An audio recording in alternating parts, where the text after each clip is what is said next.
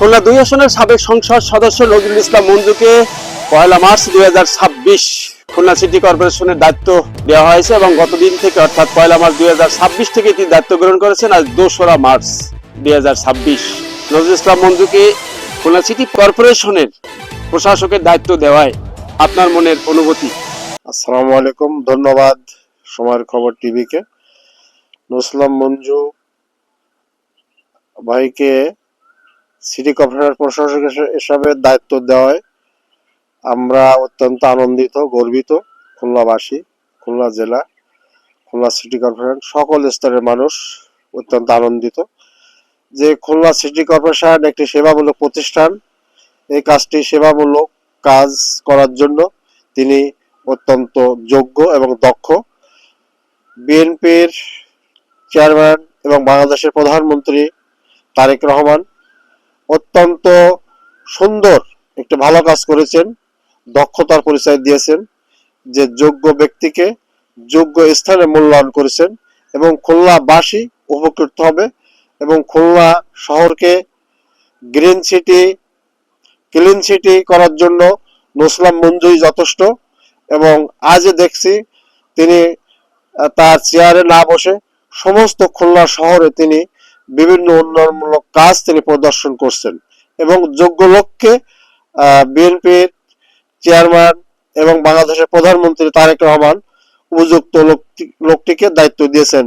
এটা আমরা তার কাছ থেকে আশা পাবো, এই প্রত্যাশা ব্যক্ত করছি। আচ্ছা, খুলনা 3 রাকিবুল ইসলাম বকুল এবং খুলনা 5 আলী আসগার লবি নির্বাচন করেছে, যেখানে আপনার অনেক ভূমিকা ছিল। 2026 সালের জাতীয় সংসদ নির্বাচনে আপনি পথে প্রান্তরে রাস্তাঘাটে অনেক দায়িত্ব পালন করেছেন, অনেক অর্থ ব্যয় করেছেন, যেটা আমি জানি এবং আমি স্বচক্ষে দেখেছি। এমত অবস্থায় তারা উভয়ই কিন্তু জয়লাভ করেছে। তাদের সম্বন্ধে আপনি কি বলবেন? ধন্যবাদ সময়ের খবর টিভিকে। হ্যাঁ, আমি খুলনা 5 ডুমুরিয়া ফুলতলা আলিয়াসগঞ্জ লবি ভাইকে নমিনেশন দিয়েছেন বিএনপির তখন ভারপ্রাপ্ত চেয়ারম্যান তারেক রহমান 2025 সালে মে মাসে সর্বপ্রথম তাকে নমিনেশন ঘোষণা করে এবং এই প্রবীণ বর্ষিয়ান লোকটি ডুমুরিয়া 14টি ইউনিয়ন, ফুলতলায় 4টি অত্যন্ত দুর্গম এলাকা তিনি গাড়িতে, মোটরসাইকেলে, পায়ে হেঁটে, ভ্যানে সমস্ত জায়গায় গিয়েছেন, বাড়ি বাড়ি গিয়েছেন এবং আমরা সেই ক্যাম্পিং এ অংশগ্রহণ করেছি এবং বলেছি লবি ভাই, আলিয়াসগঞ্জ লবি ভাই তারেক জিয়ার, খালেদা জিয়ার পরিবারের লোক, অত্যন্ত আস্থাভাজন। আবার খুলনা 3 আসনের সাবেক ছাত্রদল নেতা, ঢাকা বিশ্ববিদ্যালয়ের মেধাবী ছাত্র রকিবুল ইসলাম বকুল ভাই খুলনা 3 আসনে নির্বাচন করেছেন। আমরা সেখানেও কাজ করেছি। সেখানেও আমরা ভোটারদেরকে বলেছি যে শিল্প নগরী খালিশপুর এখন মৃত্যু নগরীতে পরিণত হয়েছে, অন্ধকারে পরিণত হয়েছে। এটা বকুল ভাইকে ভোট দিলে, জয়যুক্ত হলে এই এলাকা উন্নতি হবে, সকল শিল্প কারখানা চালু হবে। তাই আমি আপনার মাধ্যমে দেশের প্রধানমন্ত্রী তারেক রহমান তাকে জানাতে চাই, অন্তত রফিকুল বকুল ভাই এবং আলিয়াসগঞ্জ লবি ভাই দুইজনকে আমরা যারা ভোট চাইছিলাম সাধারণ মানুষের নিকট, তাদের জন্য এই জিনিসটা প্রচার করেছিলাম যে তারা দুইজনই তারেক জিয়ার পরিবারের কাছের লোক, তারেক জিয়ার কাছের লোক।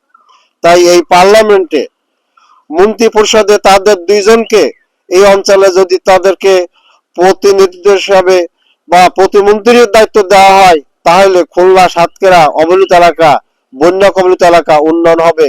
আমি আপনার মাধ্যমে সরকারের নিকট জোর দাবি জানাবো যে বর্ষিয়ান নেতা আলিয়াসগঞ্জ লবি ভাই এবং তুখোড় ছাত্র নেতা, মেধাবী ছাত্র নেতা, ঢাকা বিশ্ববিদ্যালয়ের ছাত্র, আমাদের প্রিয় নেতা রফিকুল ইসলাম বকুল ভাই, তাকে যদি অন্তত প্রতিমন্ত্রী দেওয়া হয় দুইজনকে, দুইটা, তাহলে এই এলাকা উন্নতি হবে। আমি আপনার মাধ্যমে দেশবাসীর কাছে এবং আমাদের মাননীয় প্রধানমন্ত্রীর কাছে সেই আশা ব্যক্ত করছি। আসসালামু আলাইকুম।